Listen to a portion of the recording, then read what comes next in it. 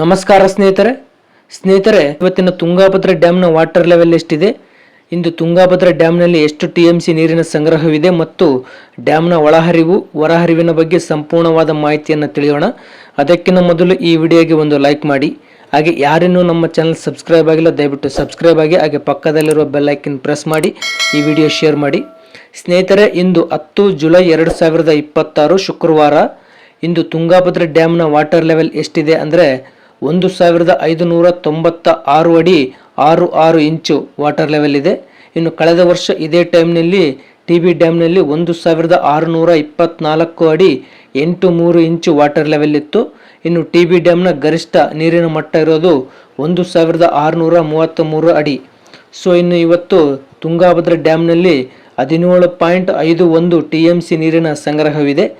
ಇನ್ನು ಕಳೆದ ವರ್ಷ ಇದೇ ಟೈಮ್ನಲ್ಲಿ 75.93 TMC ನೀರಿನ ಸಂಗ್ರಹವಿತ್ತು. ಇನ್ನು TB ಡ್ಯಾಮ್ನ ಗರಿಷ್ಠ ನೀರು ಸಂಗ್ರಹ ಸಾಮರ್ಥ್ಯ ಬಂದು 105.78 TMC ಇರೋದು. ಸೊ ಇನ್ನು ಇವತ್ತಿನ ಇನ್ಫ್ಲೋ ಅಂದರೆ ಒಳಹರಿವಿನ ವಿಚಾರಕ್ಕೆ ಬರೋದಾದರೆ ಇಂದು 44,782 ಕ್ಯೂಸೆಕ್ ನೀರು ಒಳಹರಿವು ಆಗಿದೆ.